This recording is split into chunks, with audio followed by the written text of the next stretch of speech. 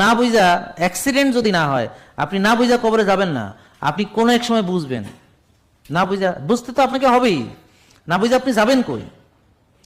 আজকে আমার বুঝাইতে হচ্ছে আপনাকে, আরে ভাই আমার বোঝান লাগবে না, আপনি নিজেই বুঝবেন।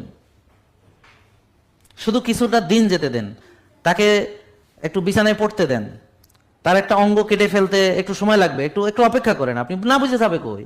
এটার পরিণতি যারা এভাবে চলতেছে সবার একই পরিণতি হবে, আগে পরে। কারো প্রেশার দিয়ে শুরু হবে, কারো ডায়াবেটিস দিয়ে শুরু হবে, কারো ফ্যাটি লিভার দিয়ে শুরু হবে বা ডায়াবেটিস হওয়ার পর ফ্যাটি লিভার হবে, কারো চোখ নষ্ট দিয়ে শুরু হবে, তার আঙ্গুল কাটা থেকে শুরু হবে। আপনি যাবেন কোথায়?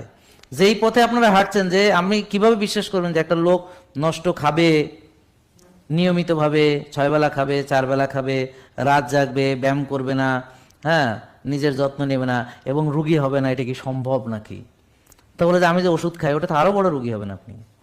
কারণ এখন পিওর কেমিক্যাল খান 6-7টা, যেখানে মানুষ খাবারে কেমিক্যাল মিশায় বলে আজকে কত আন্দোলন সংগ্রাম করতেছে, সেখানে আপনি পিওর কেমিক্যাল খান 6-7টা।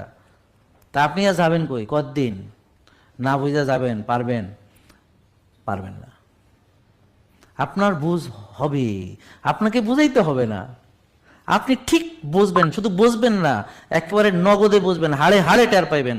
কিন্তু হয়তো তখন কিছু করার থাকবে না। যেমন আজকে কয়েকজনকে হুইল চেয়ারে নিয়ে এসেছে, যেগুলো তো আমরা রিজেক্ট করে দিব। কারণ আমি বলবো যে এ কি ব্যায়াম করতে পারবে, এ কি ঘুমাইতে পারবে, এ কি আমাদের মানতে পারবে, মানার মতো অবস্থায় আছে? হ্যাঁ, টানা করে আনছেন কি জন্য, লাভ কি?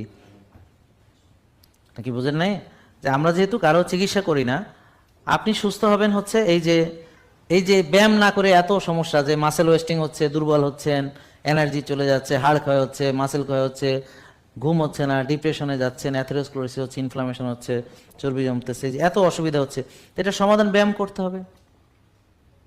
স্ট্রেসের কারণে আজকে আপনার জব স্ট্রেস, কোনো কাজের ডেডলাইন চলে যাইতেছে, ফ্যামিলি স্ট্রেস, বউয়ে জ্বালা দেয়, স্বামীয়ে জ্বালা দেয়, শাশুড়িয়ে জ্বালা দেয়, অমুকে জ্বালা দেয়, তমকে জ্বালা দেয়, পাশের বাড়ির উনি জ্বালা দেয়, হ্যাঁ, বসে জ্বালা দেয়, তো আবার ওই যে নিজের ব্যক্তিগত কিছু স্ট্রেস আছে, আর রুগী মানে তো স্ট্রেস আছে। ডায়াবেটিস কোনোদিন ভালো হবে না, স্ট্রেস। প্রেশার কোনোদিন ভালো হবে না, স্ট্রেস। বুঝতে পারছেন? এত চেষ্টা করতেছেন ওজন কমাইতে পারতেছেন না, স্ট্রেস। এত চেষ্টা করতেছেন সুস্থ হইতে পারছেন না, স্ট্রেস। এত চেষ্টা করতেছেন ফ্যাটের অসুখ ভালো হয় না, স্ট্রেস। স্ট্রেস তো আছেই।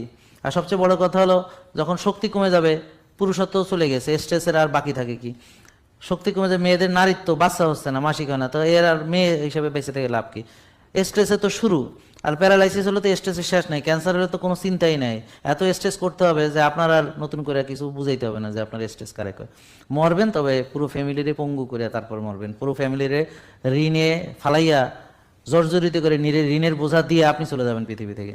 কিন্তু এই যে পেইনটা যে আপনি পাবেন, ক্যান্সারের যে পেইন, তো জাহান্নামের আগুন কত ভয়াবহ এটা তো আমরা কিছুটা আইডিয়া করতে পারি। তো পৃথিবীতে জাহান্নাম হইয়া যাইব, তারপরেও মরবেন না।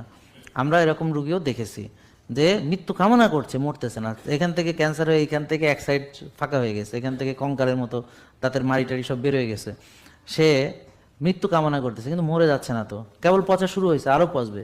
এত সোজা না, মৃত্যু না আসলে তো মরতে পারবে না।